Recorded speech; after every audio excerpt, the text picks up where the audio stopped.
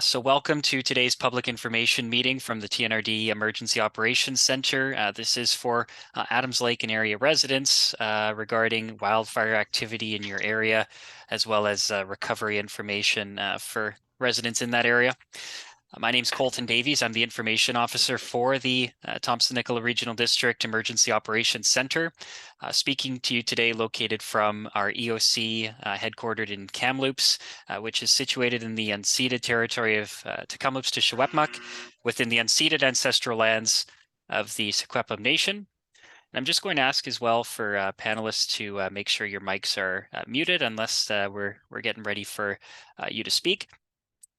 We'll have updates from our EOC. We have our EOC director and our EOC recovery manager on the line as well to provide updates for residents. We also have the Ministry of Transportation as well as BC Hydro, and we have our TNRD solid waste and recycling manager on the line as well for residents. We'll hold all questions till the end today. A little bit different than last week. We have wildfire service for the full call, so we won't need to do wildfire questions after the Adams Complex gives an update. So we'll hold all questions until all of our speakers are done. But that said, you can write questions in the chat at any time, and we'll be happy to filter through that as we get to the point where question asking comes up. And feel free to put your hand up at any time. I'll flag that again once we do get to our Q&A. If you have very specific questions about your property, please continue to contact our TNRD Emergency Operations Center at emergency@tnrd.ca or 250-377-7188, 250-377-7188.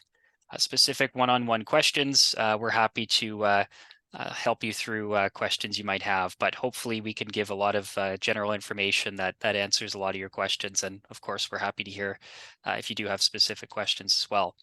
And one more reminder is that this meeting's being recorded via Zoom. We'll have it available on the TNRD YouTube page shortly after this meeting concludes.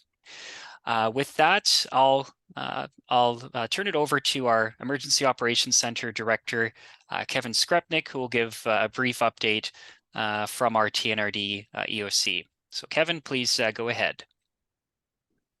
Yeah, good afternoon, folks. As Colton mentioned, my name is Kevin Skrepnek. I'm the Director of the Emergency Operations Center for the Regional District here. Also speaking to you today from Kamloops. I think I'm going to start the meeting just with a quick update as to where we're at, and I'm going to share my screen here just to walk through that. Colton, is my screen showing up now? Certainly is, Kevin. Okay, awesome. So we had a call earlier this week, so I just wanted to get folks up to speed with where the situation kind of currently stands with respect to the Bush Creek East fire.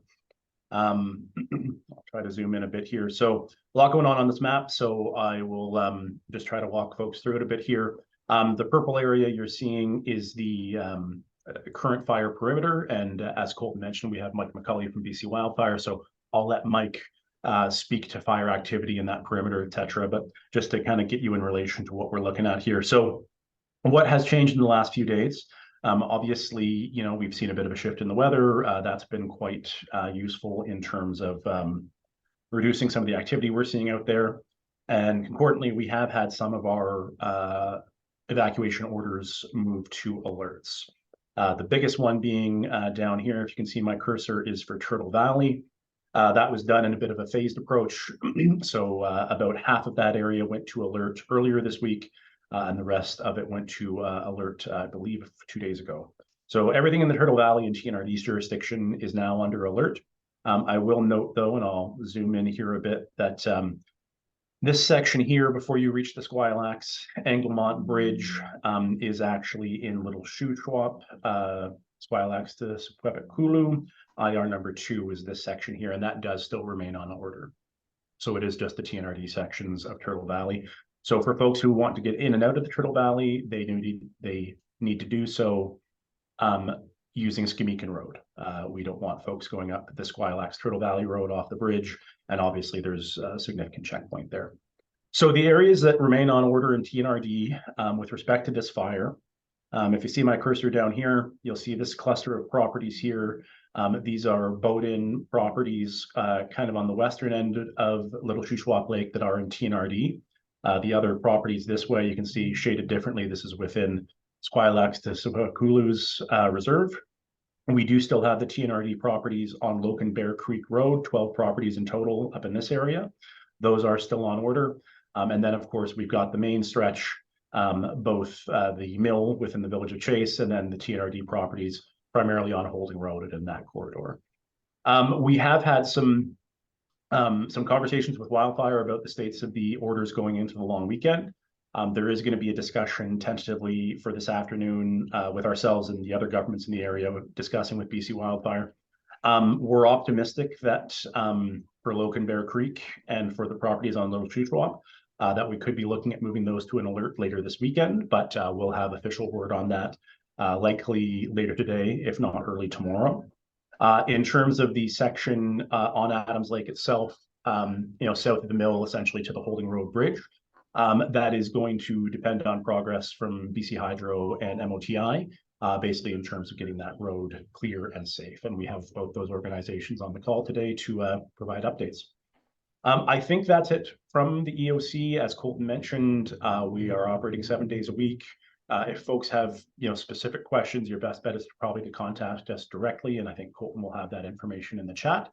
But beyond that, I think that's it from us. We will be certainly working through the weekend here. We've had staff out on site as recently as last night, taking a look at the area. So obviously the priority is trying to get folks home as soon as we can, just depending on when it's going to be safe to do so. So I think that's it for me, Colton. I'll stop sharing my screen here and I'll turn it back over to you. Okay, great update and great information, Kevin. Thank you for that. I know Wednesday, I believe we started the day on Wednesday with still just over approximately 200 addressed properties within TNRD electoral areas on evacuation order due to various fires. And by the end of the day on Wednesday, I think we are down to approximately 103 addressed properties, which is where we're currently at now as we do this call. It's September 1st, 2023, 1 p.m. Pacific time, 1:08 Pacific time now as we speak, and looking forward to continuing to make progress on getting people back home. We'll start with the BC Wildfire Service and the Adams Complex. We have Information Officer Mike McCulley, who's here to give us an update on fires within the Adams Complex and the Bush Creek East, notably as well. Mike, please go ahead.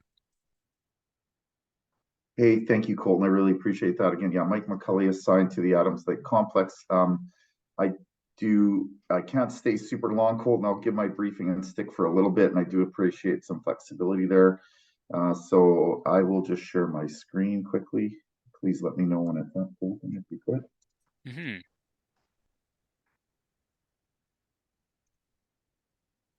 Yeah, you're up there, Mike. I see the perfect. That looks like the right screen. Okay, thank you. So I'll just start with a bit of a general statement on the fire. We've had some rain, obviously. We had, 10 millimeters or more over most sections of our fire. This came through yesterday. It was great to have. It really gives us a chance to have some good firefighting days, but they won't last for long. We do know it's going to warm up and dry out. These are the, I guess the advantages. We had rain. The other advantages are the days are getting shorter, nights are getting longer, humidities are up.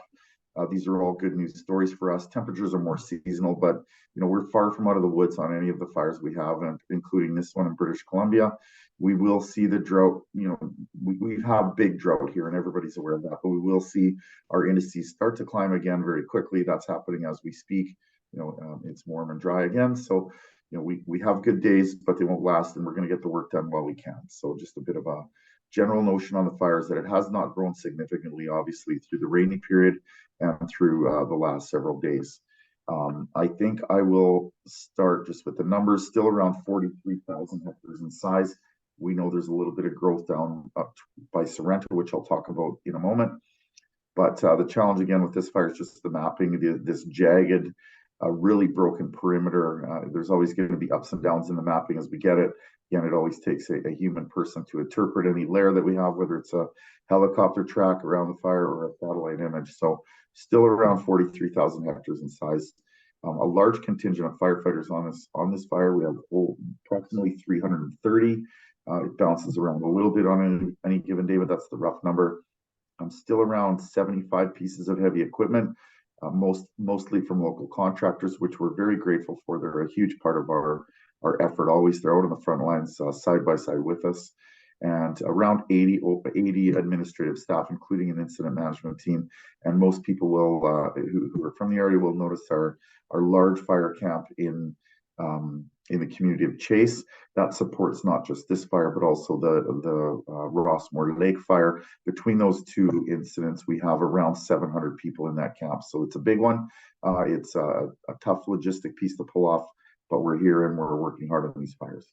So I'm just going to go through this fairly briefly, Colton. I'm going to talk specifically about the area just southwest of Sorrento. This flank has been very, very visible for well over a week now. Our main tactic in there, just due to the steep unoperable terrain, was to hold it with helicopter bucketing ships, just keeping to cool that fire with water as much as we can, while our crews work guard line around some of the backside of this flank of fire here, and of course down on the Sorrento side. When the winds picked up, I guess 3 nights ago, just before the rains came, we did have this growth that came down towards the community of Sorrento that you can see here again. When you look at this perimeter and you can see how jagged the edge is, that's because the fire is wind driven, but it's also finding the fuel that it likes to burn in. When you combine those things, fire will do what it wants to do and go where it wants to go. But we are fairly confident that we have been able to hold the fire where it is. Our crews work closely with the local fire departments in here through the last few nights to really make sure we held this fire on the right side of the track, so to speak. We do continue to have night patrols out there in case there are any flare-ups or issues, and we'll have this well-staffed and manned going forward in the coming days, but we don't anticipate any more really large growth in this area. Other than that, what you're going to see on this fire for the next several days is as the sun comes out and it dries out a little bit and the indices pick up, you'll start to see some smoke from the interior of the fire. There's already lots of that. That's just interior fuels burning off. When you look at a perimeter like this, it's important to note that this is not all blackened and completely burnt within this area. There's many different fuel types, many different pieces of the fire that have different sort of conditions for burning, and so sometimes it's cleanly burned and other times it isn't. So you'll often see that uptick in smoke as the indices climb. Not a big concern if it's in the interior of the fire. We just don't see a large opportunity for any ember showers or any big intensity head fires to pick up and run. We continue to have a significant contingent of crews working up above Magna Bay. They're now tied in with the local contractors that have been working really, really hard and diligently in this area for weeks now. And we're connected, we're working together, and we have made great progress in that area. We continue to have crews working over on the Adams Lake portion, down in this little bulge just southwest of Adams Lake. We have a Mexican contingent working in there, And generally speaking, we're feeling pretty comfortable with things today. But having said that, far from out of the woods at this time. Lots of fire season yet to go, and we'll continue to staff this fire up as a very high priority. So with that, Colton, maybe I will turn it back to you and see if you have questions or if you would like to move on. Okay, for questions for you, Mike, and thank you very much for your presentation as always. Would you prefer to take questions now specific to the wildfire service as opposed to when all our presenters are done? If you're okay with that, Colton, I do have to leave here in about 10 minutes, so I'm happy for a couple questions. Sorry to disrupt your flow today. Not a problem at all. So with that in mind, and thank you for all of our presenters for bearing with us, I'd encourage at this point a bit of a change from what I mentioned at the start, but for those who have questions specific to the BC Wildfire Service, you're welcome to put your hand up now or write your question in the chat. And we have Information Officer Mike McCulley with the BC Wildfire Service for about 10 more minutes, and we'll have Mike answer questions as they come up. Mike, just a quick question of clarity as we look through this and perhaps wait for a few questions to come in. You had mentioned that very southwest flank, southwest of Adams Lake. You had mentioned a contingent, and crews in that area, but I think maybe it was just on my end, but it might have cut out when you mentioned. I think you might have mentioned specific data on personnel in there. Did you want to reiterate that point? We probably don't need a screen share, but Yeah, just wanted to mention that we do, this is an international fire for us. If you've been watching, we have crews from Mexico, South Africa. We have Australians here working in this area. And on that particular area, we have had our Mexican firefighters and partners working in there for a while. They are very highly trained, very well qualified, and extremely professional. We're lucky to have them. So anytime, they're working in your section alongside our BC Wildfire Service crews or our contractors, that's great news. So I just wanted to mention that we did have our Mexican contingent specifically working in that area over the last several days. They do move around through the fire based on priority, but lucky to have them in there.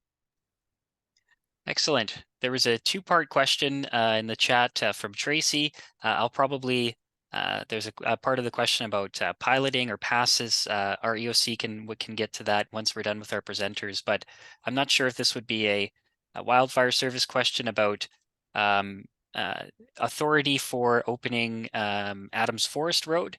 Obviously, there's a roadblock in place there at Agate Bay. Is that the jurisdiction, Mike McCulley, of Wildfire? If not, we can address that question from later on. It's not. It is the jurisdiction of the BC Forest Service, though, which is a partner agency. I do know that the Adams FSR is still closed. It's under evaluation. There is some hazards out there.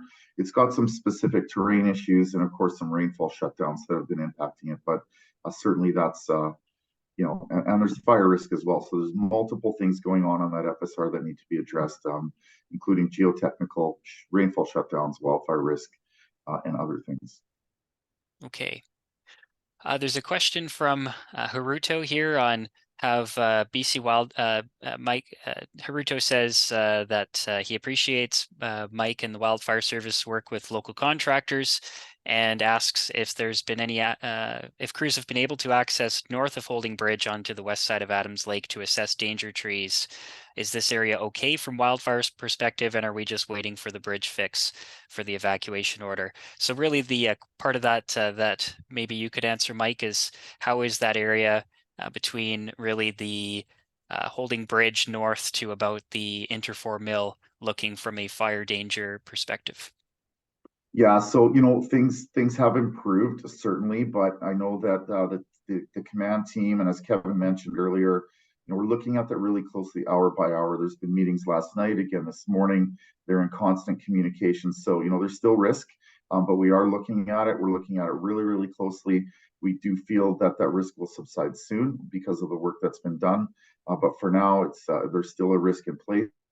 And as soon as we feel comfortable with that, we will be making whatever recommendation, passing that safety information on to the regional district, just like we do on all portions of the fire. So in summary, we're looking at all sections of the fire very carefully right now, including that piece. And just thank you for that answer, Mike. A question from Jeremy on danger trees. Jeremy is in the southwest area of Adams Lake and is one of the residents who has been more severely impacted personally, I think, by this fire property-wise. But question is about danger trees, and let me see here. Are private residents in charge of cleaning up fallen danger trees? And a follow-up to that, what care is taken to avoid damaging really essentially private property when it comes to danger trees? Jeremy says, hopefully no trees dropped across our burnt house so we can try to recover anything that may have survived. So would you have any information on danger trees, Mike? I'm certainly going to leave the question about the responsibilities for danger trees with you to answer, but certainly when lots of these trees are coming down more than normal this year, and part of that is because of the deep drought and the fuel type. Our crews are noticing that these trees are burning deep into the roots. When the winds pick up, they come down, and that's not something we do intentionally. Anytime we are intentionally removing danger trees and putting them on the ground, we're going to, of course, try to avoid any infrastructure that's there. But I think the thing to note is that there's just as many trees that come down from wind, if not more, after fire than there is from falling of danger trees or removal of hazard. Sometimes the trees are so dangerous it's not even safe to fall them, so they're simply roped off as a no work zone, and we have to stay out of there, and that's how we avoid the hazard. And these are regulations that we need to follow, and of course our top priority is always the safety of our responders and of course the public. So danger trees are really tricky to manage. They are significant this year.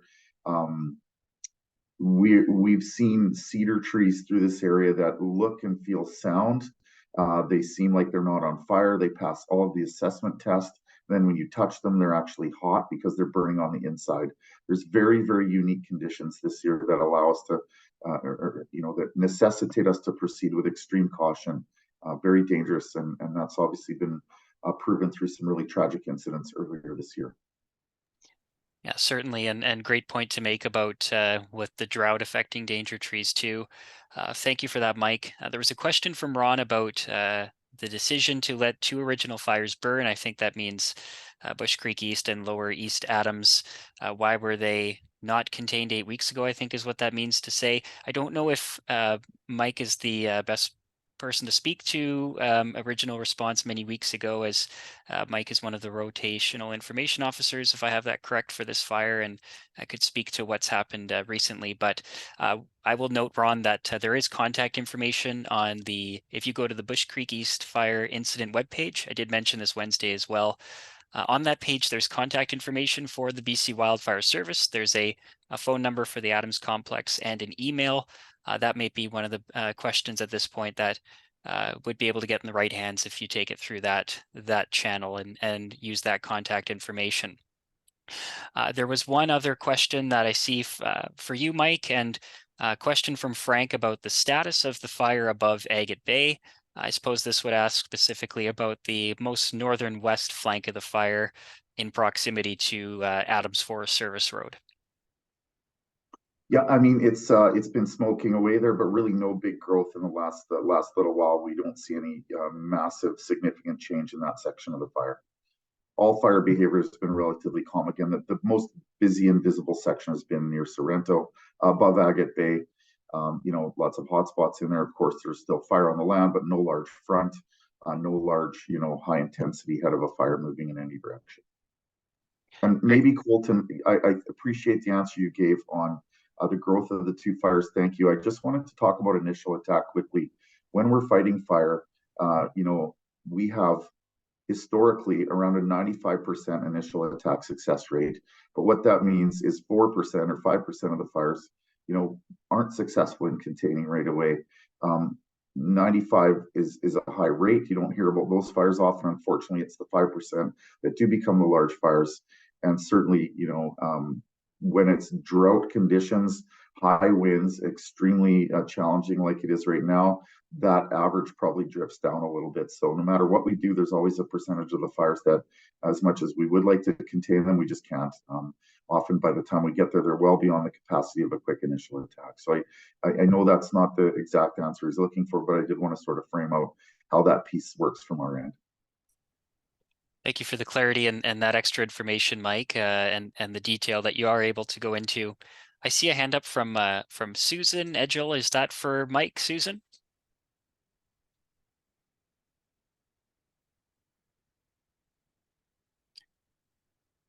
It might be a legacy hand up. I'm not quite sure, but Susan. Sorry about that. There you are. Yeah, that was me.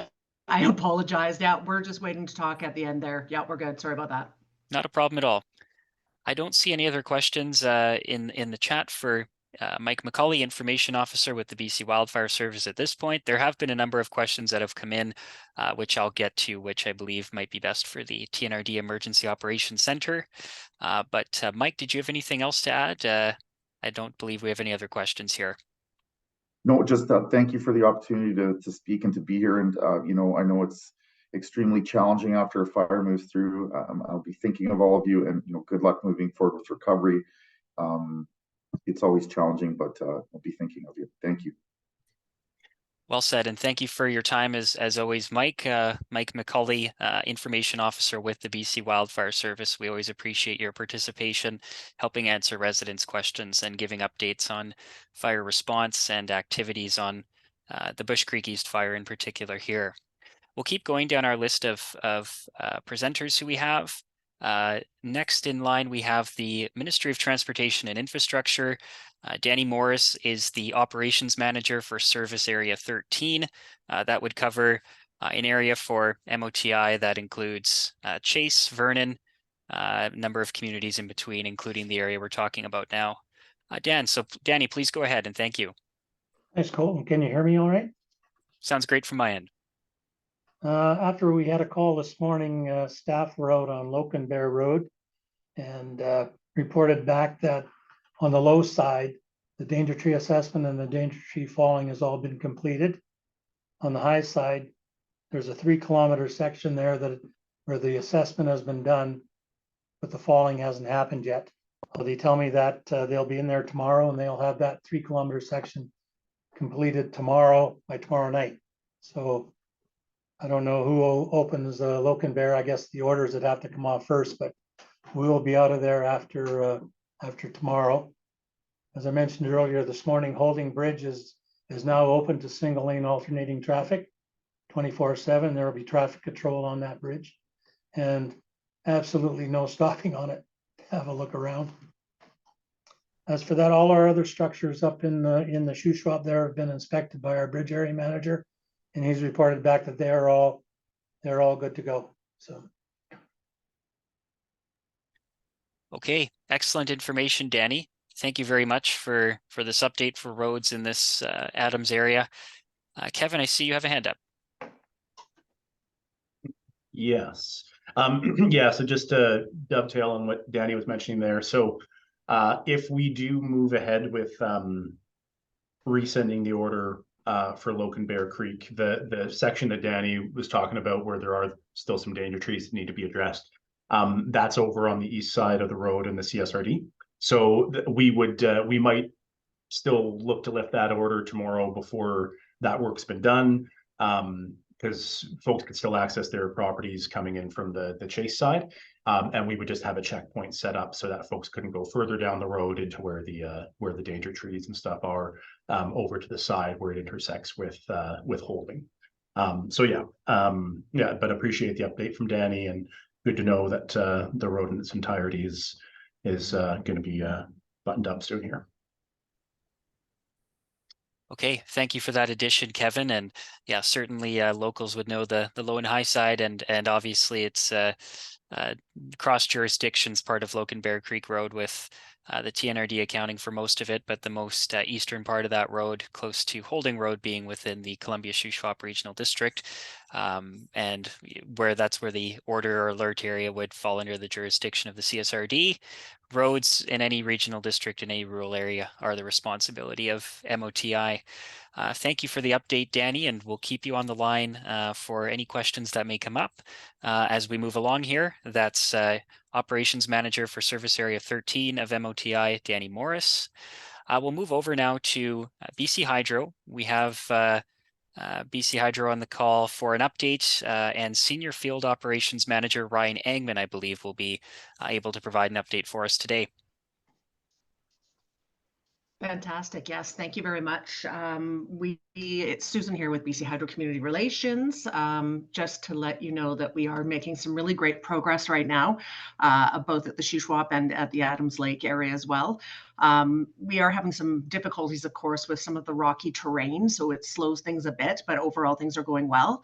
And just announced today, BC Hydro is expecting to see power restored to many impacted customers over the next week. So that's some great news. Power will, of course, be restored in segments as the rebuild work is completed. And boots on the ground, Ryan Angman, he's joining us today. He's a Senior Field Operations Manager with BC Hydro, and he has some updates for us in regard to Adams Lake. So we'll let Ryan have a talk here. Thank you, Susan. So specifically, when we're talking about TNRD, that would be the Adams Lake area. Speaking about Holding Road, I wasn't sure until this call, but apparently the bridge is now open. Danny, is that correct?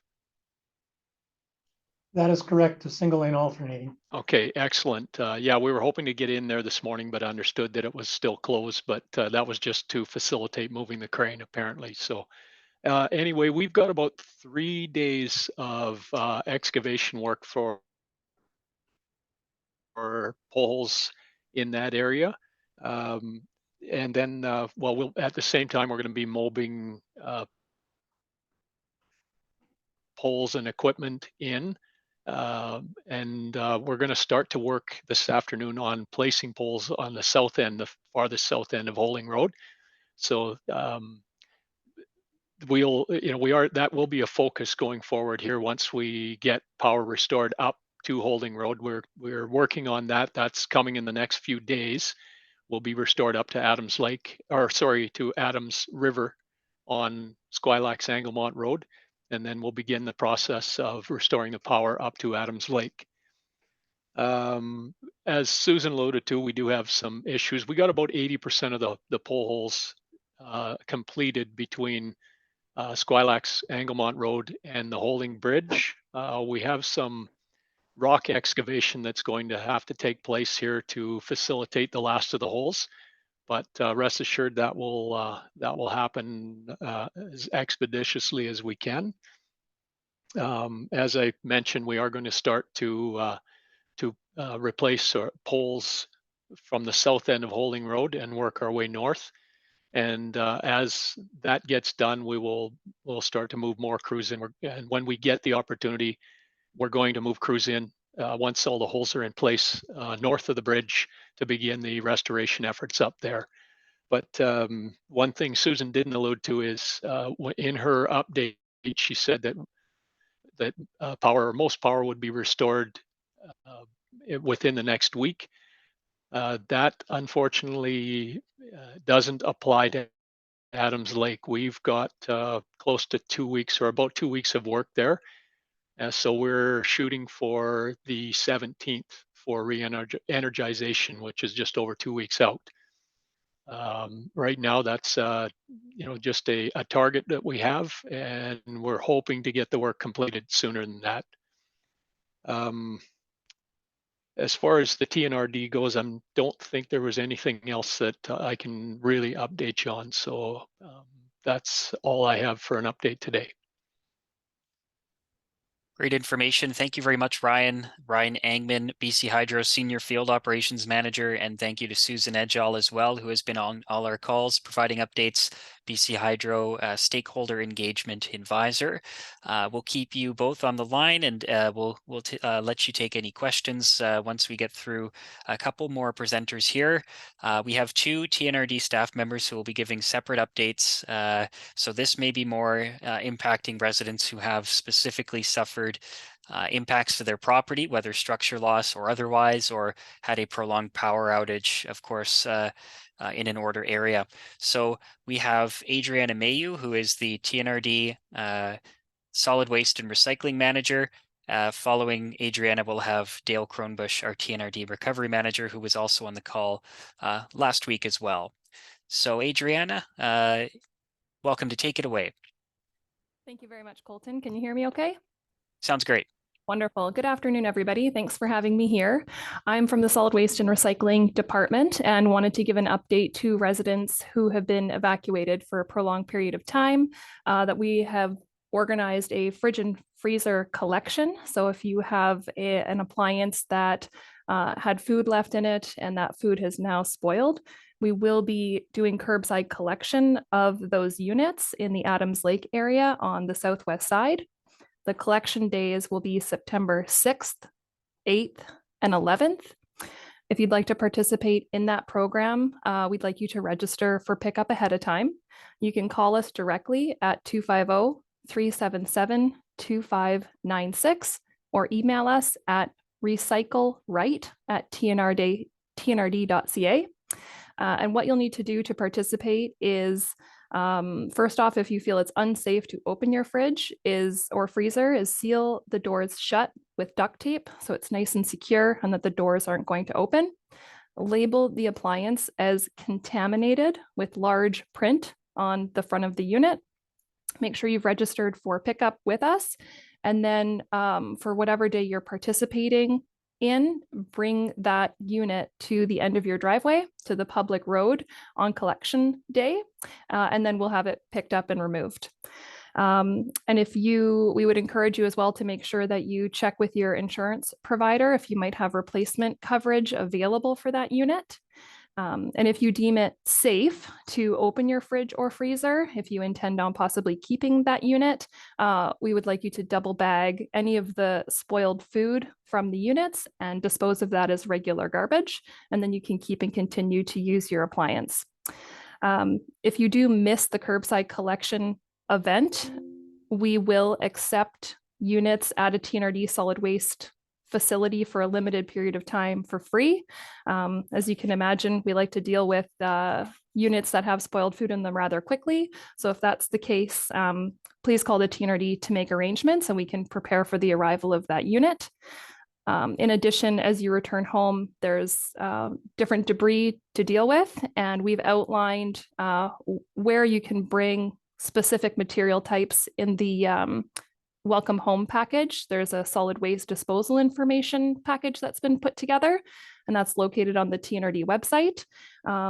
Closest TNRD facilities in this area for disposal are the South Thompson Eco Depot in Pritchard, the Lewis Creek Eco Depot near Barrier, the Heffley Creek landfill facility near Heffley Creek, and also the City of Kamloops Mission Flats landfill in Kamloops, which is operated by the city, but we will work with them and work with you to help make sure you know where you can bring different materials.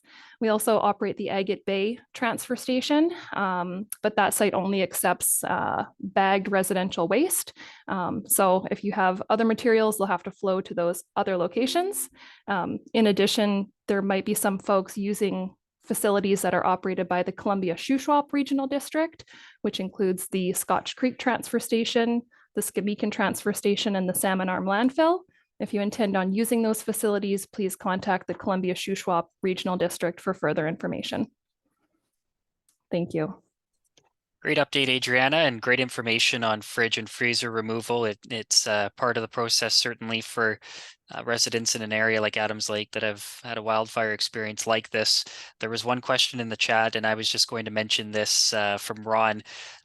So we'll get to that right now. Actually, you'd mentioned the dates of September 6, 8, and 11, and just for clarity, those are tentative at this point. Should the evacuation order be lifted in advance? Correct. If people aren't able to take advantage of those dates, this will have to be a shifting plan, and we can make arrangements as needed. We certainly, if you've been impacted and you need this service, we'd like to make sure that you can utilize it. Excellent. And I know one thing, thank you, Adriana. I know one thing we will be doing in the EOC as well, with those dates in mind, September 6, 8, and 11 tentatively. Of course, as the situation develops and we get closer to that date and have a better understanding, we will make sure we confirm that with residents through a number of channels, including Voyant Alert, like what we used to get the information out to a localized area for this meeting. So thank you for your update, Adriana. We'll move on now to TNRD Recovery Manager Dale Kronebusch, who will have a few items to speak on regarding general recovery information for residents in the Adams Lake area. Dale.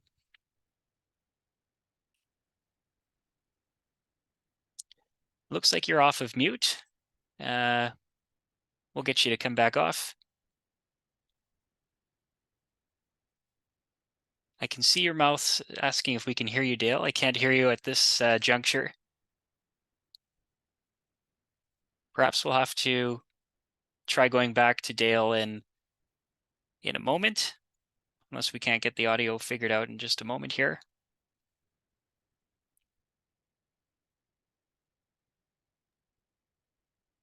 Any luck there, Dale? Well, we'll go back to Dale as we move on with our information meeting here.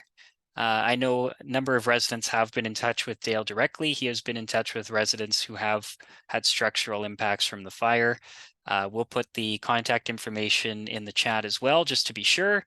And that will be TNRD recovery@tnrd.ca. By contacting that email, you can get a hold of Dale directly. You can also call the TNRD Emergency Operations Center. Hopefully you have the number by now. It's 250-377-7188, and we'll be happy to triage calls on recovery and seek Dale's support for you where we can. With that in mind, we'll hopefully have Dale be able to present to us shortly. But otherwise, we have gotten through our speakers for our information meeting at this point. There's been quite a lot of questions that have come into the chat already. I'll ask you to continue writing questions in the chat, and also feel free to raise your hand if you'd like to ask a question out loud. Before we do that, I'll go quickly to Kevin Skrepnek, our Emergency Operations Center Director. Yeah, thanks, Colton. So yeah, I just wanted to clarify something. I've seen a couple questions and some items in the chat. So just to be clear, this is on me. I had alluded to the fact that BC Hydro has work to do north of the bridge. No, the restoration of power to the area is not going to be a barrier to us lifting the order. As Ryan alluded to, that's likely going to be a couple of weeks before power is back. But there is still quite a bit of hydro infrastructure that's physically on the road, down to poles, power lines, transformers, things like that. So those are the things that are going to need to get dealt with before we can look at lifting the order, not the actual restoration of power service to the houses. So I saw a few people asking about that, so I just wanted to clarify that before we got into more questions. Okay, great update. Certainly, Kevin, when it comes to the hydro end of things for infrastructure, good point of clarity again that we're looking at the hydro dangers such as wires being removed, downed wires from the area, and the order being lifted would not hinder on restoring power to that area, just removing the dangers from hydro infrastructure. We'll move on to questions, and I mentioned at the start there was a bit of a two-part question from Tracy. I'll get back to this now. On Adams, we're seeing video and hearing from people that have been traveling the Forest Service Road and that it's in great shape. Who has the final call on opening that up? And as Mike McCulley alluded to when he was here, this would be the Ministry of Forests. And also, can we get some piloting through our passes for certain windows on Holding Road? For the first part of that, I'll mention how I have heard that about vehicles traveling the Adams Forest Road, and emergency personnel are who I understand is traveling the route. And that can include workers at the Interfor mill who are actually contracted and working alongside BC Wildfire Service. So there may be vehicles coming in and out of the mill area. It's certainly not business operating normally there, but crews there to in fact support firefighting efforts. Kevin, did we have information? Did you want to speak at all to the part of the question about asking for passes or piloting through Holding Road at certain windows? Yeah, so we have we've made that ask to BC Wildfire and to the Forest District. We haven't gotten kind of a firm answer back yet as to what that might look like. Obviously, there's concerns with the road, as Mike touched on, from a geotechnical perspective, because of the fire damage as well. The rain has also kind of muddied things up in there. And it is my understanding as well, as soon as next week, there could also be some major logging work being done basically to help make the road safe in the long term. That could lead to some short-term closures. So having said that, when talking to the Forest Ministry, if they were open to providing passes, it would be on a very case-by-case basis. So it wouldn't be piloted traffic or anything. It would be, potentially if insurance adjusters or something like that had to access the area. If someone needs to go in to get some medication or something like that, it would be very case by case. I'm hoping that, and I know there's a number of questions in there about Holding Road and the bridge, that we can look at that, in the not too distant future as being the option to get in, as opposed to the Adams, just given the uncertainty and the safety issues up there. So in summary, still waiting to hear from the province. It is the Ministry of Forest Road. It is closed due to safety. And if there is an instrument to get through there with passes, we'll let people know. Thank you for the answer, Kevin. Great information. And another question from Lindell from Agate Bay. We had a great update from Mike McCulley on minimal fire activity, fortunately, on the northwest flank of the fire closest to Agate Bay. Lindell's question is for our TNRD Emergency Operations Center and whether we know when the evacuation alert will be lifted for the Agate Bay area. Kevin, is this something you would potentially be able to speak to? Yeah, and I think I put an answer to Lindell in the Q&A as well. Yeah, I certainly don't expect the alert is going to be lifted anytime soon. As Mike said, there is still, active fire up there, not necessarily posing a threat to growth or anything like that. But I think until we've seen, a dramatic shift in the weather, I would expect those alerts will stay. Evacuation alerts are very different than orders. Orders require a state of local emergency. They have kind of legal weight to them. There's repercussions for not following orders. Alerts are meant to be ensure people are ready to go, things like that. So to be frank, we typically do tend to leave alerts on. It's not always necessarily a priority to take them off, depending on the situation. There are some other factors that play in. For agricultural producers, they will only receive provincial assistance for relocation and some other livestock supports if they are on evacuation alert. So there are instances where we'll leave an alert on a little longer than maybe entirely necessary from a safety perspective, because it has other knock-on effects if we were to scale it back. So certainly for the weekend for Agate Bay, you can plan for that alert to be in place. And as Mike has alluded to, we're in conversations with Wildfire on a day-to-day basis about the status of the orders and the alerts and when they can be taken off.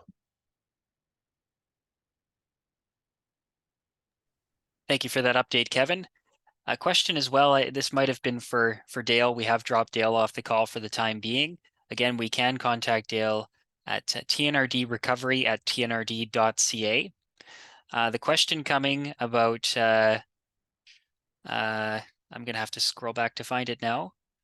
The question was from Jeremy about what happens with the wood. For clarification, as for the dropped trees, when we're left with wood piled on the property to use, are we left to use it or is it to be removed? As Jeremy's trying to look down the road with that information. Kevin, would you have anything to add to that, or would we have to follow up through our EOC? Yeah, we would need to follow up on that. I don't have an answer for that readily available. Certainly. Question for Danny at MOTI. Danny Morris, the question from Gerudo is about Holding Road Bridge being closed. Drive BC says it's closed. Can this information be updated soon? As online it says the next update is Tuesday, September 5th at 8 o'clock. I'm assuming that's something that Danny Morris will be able to bring back to his team on the Drive BC side. Danny, I don't know if you had anything to comment on that, but there was another question from Lars asking, has danger tree assessment and danger tree falling been completed on Holding Road? Yes, all the way to the mill. Excellent. So we've seen the danger tree assessment all the way to the mill on Holding Road and, as mentioned, along a stretch of Locan Bear Creek Road. Thank you for the update, Danny. A question from Jeremy. Been completed on Holding as well. A question from Jeremy. Are landowners in charge of any pole that burnt on their property? Jeremy had 2 poles between the transformer and his meter.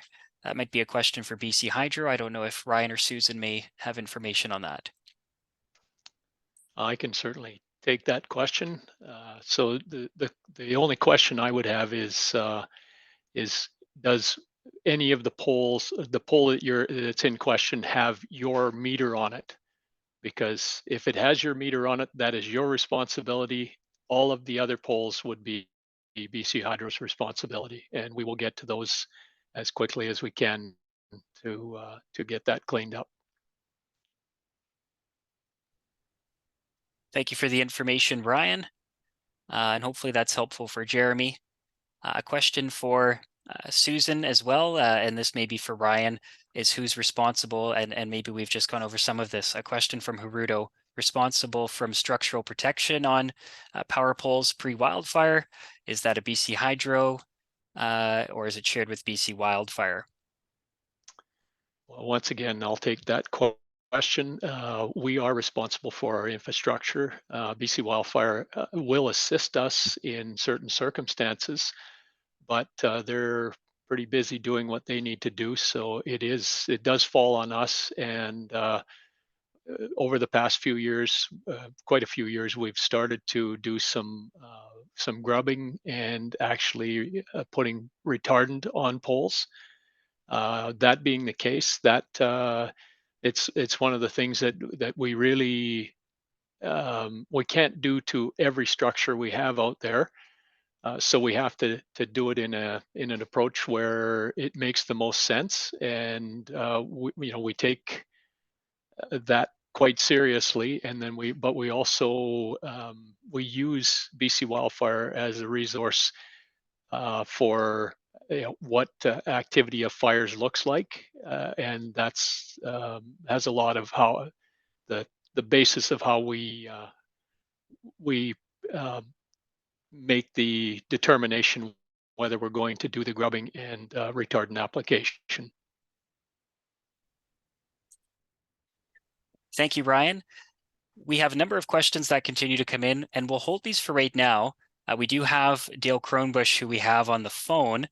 And Dale, I believe I can ask you to unmute here, and we'll see if we have you this time around, Dale.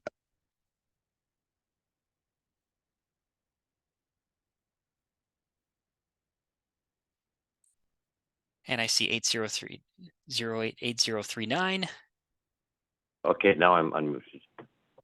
We can hear you loud and clear, Dale. Certainly. Challenged, and all of my good audio equipment was is mute over there. So, but I just wanted to talk a little bit about the danger tree assessments for private properties. Is that we are actively working to try and find a method and a means for us to get somebody to do that for you. So, or at least give you the guidance to help you through that process to try and make sure that the trees are going to be safe when you do enter onto your property and not going to end up falling down. Also, I want to just remind everybody on the re-entry plan is that the EOC does work with it, and it's important that they're that you give them the patience that they need in order to try and make sure that it's going to be safe for you guys to come back, and they have those plans in play for a reason, so that's why they're doing it. They've also got returning to home on the website is a website you can go to try and see what things you have to do next and so on. After the fire is a brochure and a booklet that's been produced by the Province of British Columbia and the Fire Commissioner's Office, and it's available either online as well as in hard copy at a lot of local fire departments. But it gives you the tips and the little cues as to what to look for, what to do next when things happen and you're devastated by these things. Now, one of the things that I think is really important is the FireSmart. If you go to the website, you'll be able to click on to FireSmart BC or FireSmart CA. And it's really important that we look at the FireSmart for our properties going forward, because you guys have lifted it. Somebody hosted me. The host had muted me. Can you still hear me? Yes, we can hear you, Dale. Or off? Oh, I'm sorry. My Apologies. computer's playing games here. So that's okay. So did you miss any of what I said all so far? Tell me what you didn't hear. Does that everything has come through well. Sorry for the interruption, Dale. Good. Okay, no worries. So FireSmarting is probably what we want to do next, to try and do that so that when we go through this again, it doesn't necessarily devastate us on our communities that hard by making sure we're trying to get FireSmarting. Cleanup kits. Now, some of the cleanup kits are for people that have been either partially had some damage to their property or that have just received a lot of heavy smoke. So the cleanup kits, we're trying to acquire them now, and we'll have them available probably over within the Mission Flats yard at the TNRD. We'll also be looking at trying to get some of those stationed in Salmon Arm as well. So if it's closer for you to go to Salmon Arm to grab a cleanup kit for your property, by all means, I think there's going to be some available there as well.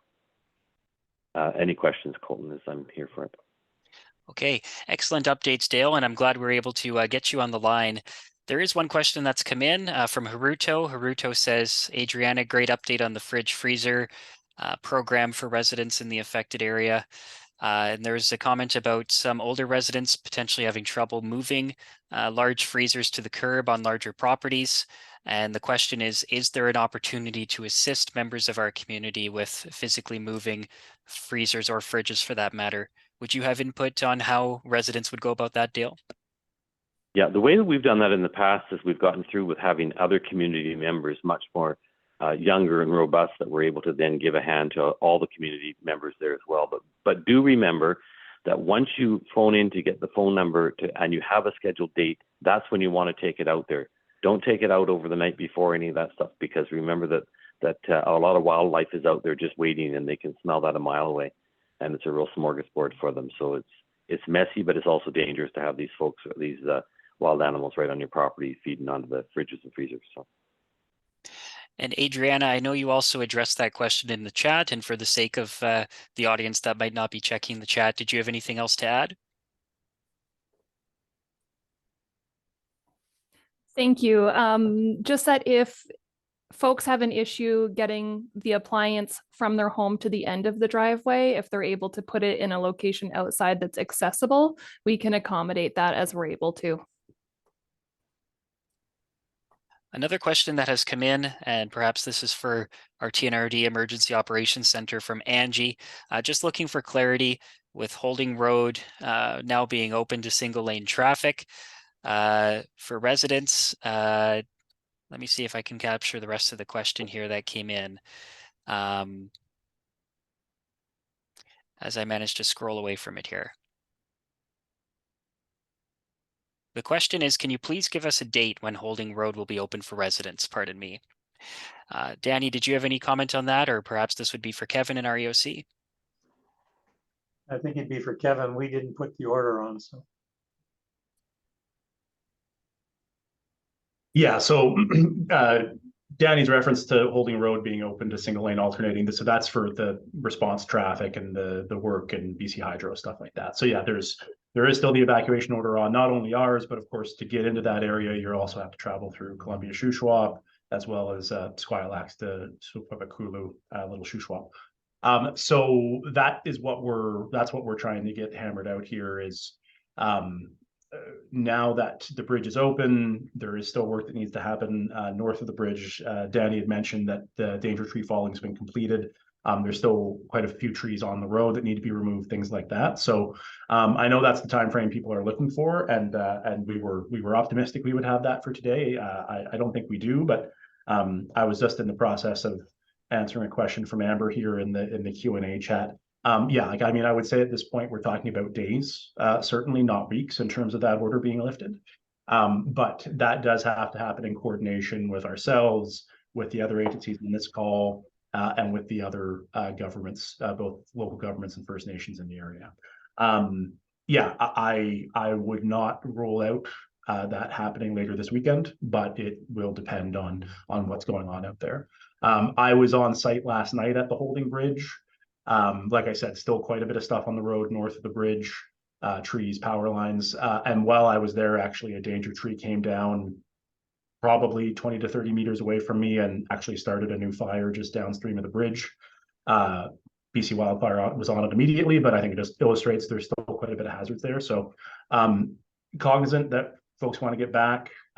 We are enthusiastic to get you back as well. We just want to make sure it's safe. So I am hoping that can happen sooner rather than later here and in a matter of days.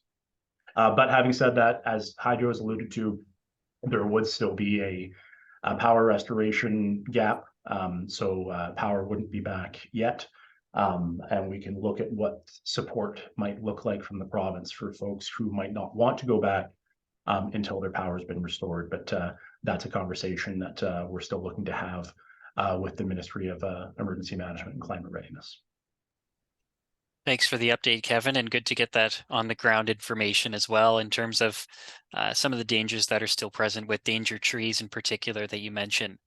There's a few other questions in the chat. There's one hand up for Amber D'Amico. You've had your hand up for a while, so thank you for your patience, Amber.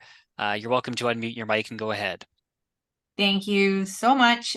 First of all, thank you all of you guys for answering these questions. I know they're coming at you fast. I guess my question now is, do you know what criteria has to be met in order to get supplies through like propane? If there's no power, a lot of people have gas generators. Ours is strictly propane. I know that propane's running into Scotch Creek now. So does that happen if we go back to an alert? Does it have to be completely cleared in order for us to get supplies like that in there without power? Kevin, maybe? Yep, no, as soon as the as soon as the order is lifted and the roads are open, yeah, no, propane and deliveries and things like that can proceed as normal. Yeah, the alert doesn't restrict access. Okay, thanks you guys, appreciate it. No worries. Thank you for the question, Amber, and for the answer, Kevin. A question from Richard Wilkinson. Kevin, maybe we can just confirm this because the question is there any time frame for allowing Adams Lake residents access to their properties? I know you mentioned that we're optimistic it may be days for the order to be downgraded. So we're not really in a position to be able to offer passes in the meantime just because of the access dangers. So we're looking at the earliest opportunity instead of a pass situation being when the order is downgraded. Yeah, exactly. Like, I think we're at the point here, as I said, you know, we're probably looking at a matter of days here. So really when it's going to be safe enough to issue passes is when it's going to be safe enough for us to just lift the order and get folks back in across the board.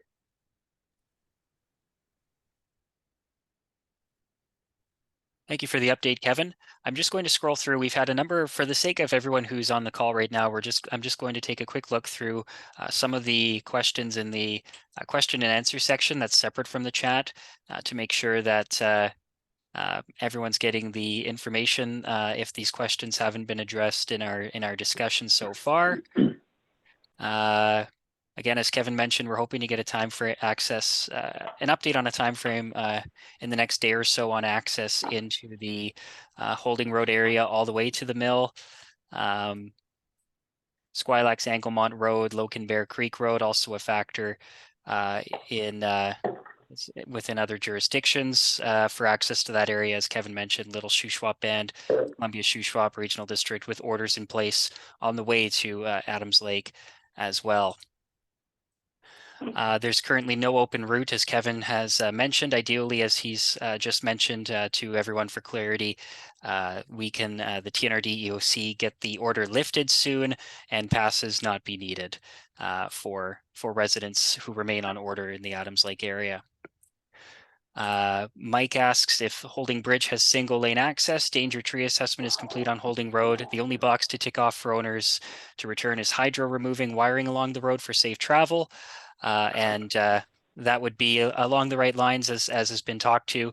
And again, looking at a few days out from that for safety and access from the Holding Road direction into the Adams Lake area. And for clarity, Rachel asks how Danny mentioned that danger trees have been cleared on Holding Road. Kevin did mention a tree falling when he was out in the area last night, and Kevin mentioning for clarity that this was in the valley downstream of the bridge. It did not fall on Holding Road or was not near that, but just outlining the risk of danger trees as that work does continue in other active fire areas, I suppose, that aren't in the vicinity of Holding Road. Going to do a quick look through here. And so when the order is lifted, how will that information be passed on to residents is what Rachel has asked now in the chat.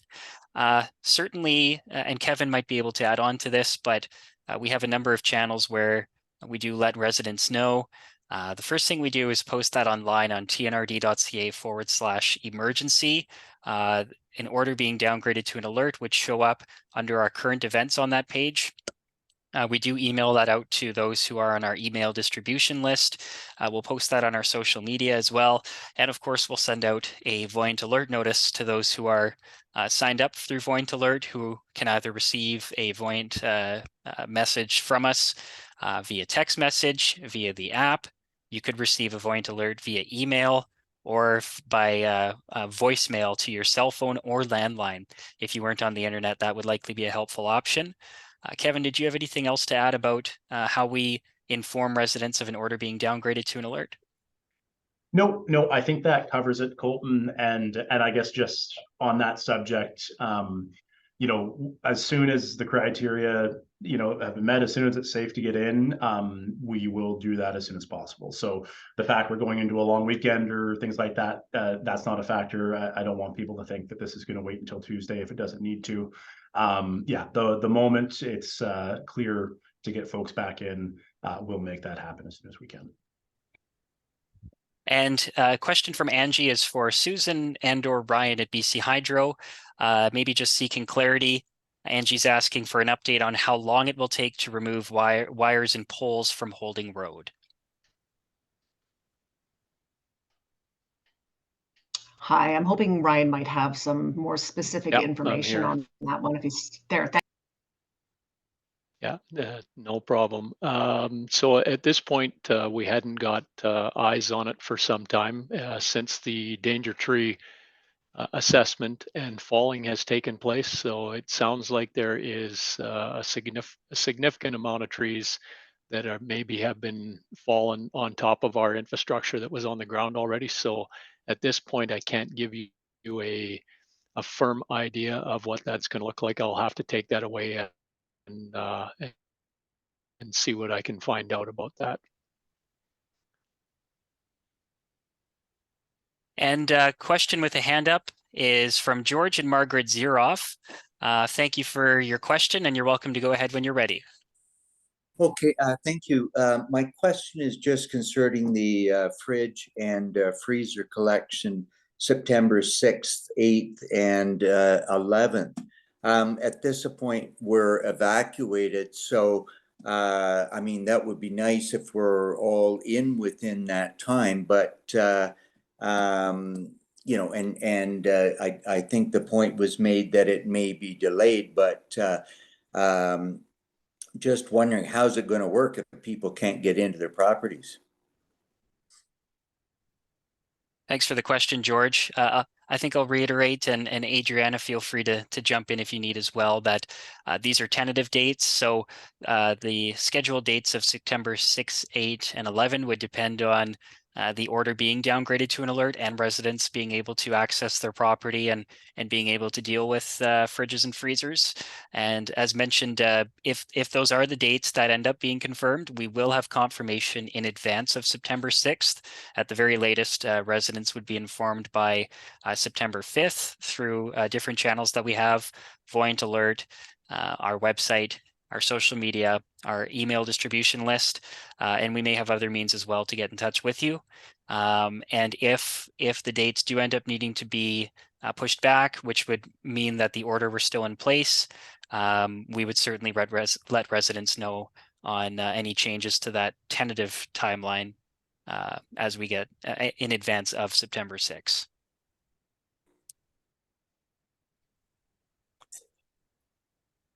Did you still have another question, George? I see your hand is up. Thanks for the clarification. I guess from the sound of that, it sounds pretty likely that we'll be able to get into our properties by September 6th. Thank you. Mm-hmm. And thank you for the question, George. And certainly, as Kevin alluded to, the ideal timeline would be within a few days, and we'll be sure to let residents know, as mentioned, if the order is we're still in place at that time, we would be having to move those dates back. So we will let residents know as that comes up. I don't see any questions in the chat at this point. I finished off last week with this, and same with our meeting on Wednesday, but I'm just going to share my screen very quickly just for residents to have this information about how to access information from the TNRD Emergency Operations Center. You should be seeing my screen here, our emergency services page. You can get here by typing in your browser tnrd.ca/emergency. If you go to our homepage, you also can get here. All you have to do is hover over services and click on emergency services. It will take you right to this page. We have our interactive emergency map. We have wildfire preparedness and fire smart resources, as mentioned, links to all our past public meetings around 2023 wildfires, other links and resources, emergency support services. I'm going to open our returning homepage as well very quickly. We heard Adriana, our solid waste and recycling manager, talk about the disposal package, disposal information for fridges and freezers. That package is on this website, and you can access it by clicking here when you're on the returning home webpage. There's other helpful information on this page about returning home. We've been linking this page to our evacuation order notices when they have been downgraded to alerts for residents who are reading those as well for quick access. And again, all active orders and alerts will be mentioned, included under current events. And if you're visual and just want to go to your property to see within the TNRD electoral areas, if you're on order or alert, if you open our interactive map, certainly you're able to see it that way. And when you click on an area within the TNRD where we have jurisdiction for an order or an alert, such as Loken Bear Creek Road, I'll hover over, and there's a link to documents as well, which would take you to the active order notice in the case of this. When you're on the TNRD website, I mentioned our email distribution list. How do you sign up? When you're on any page on this website, when you scroll to the bottom, there's a notice to sign up for the TNRD mailing list. All you have to do is insert your email into there and press sign up, and you'll be confirmed to receive all of our news releases, which would include all order and alert notices as well. I'll stop sharing my screen, and I'll take a quick look. And it looks like we don't have any other questions in the chat at this point. So what I'll say is continue, if you do have follow-up questions, to contact us in the TNRD Emergency Operations Center at emergency@tnrd.ca or 250-377-7188, 250-377-7188. So thank you for all of the attendees who have taken part, and hopefully you feel better informed about the current status of recovery and response within your area as we all work through this difficult time for all of the residents who are affected. And I wanted to say thank you again for attending. Also, thank you to our presenters, Kevin Skrepnek, Adriana Mayu of the TNRD, Dale Kronebusch, our hired gun TNRD recovery manager, Mike McCulley, information officer with the Wildfire Service, Danny Morris with the Ministry of Transportation and Infrastructure, and Ryan Angman and Susan Edgell with BC Hydro. So please continue to contact our EOC if you need further information. We'll keep you in touch as well as we look to schedule a future information meeting in this Zoom format for residents who are continuing to recover. We'll keep you in the loop as we'll be looking again at next week sometime following the Labor Day. That's not hinged on any of our emergency operations. As Kevin mentioned, our EOC will be active daily throughout the weekend, and we'll be working to continue to downgrade orders as quickly as we're able to. So thank you for taking part in today's update again. Please take care and stay safe.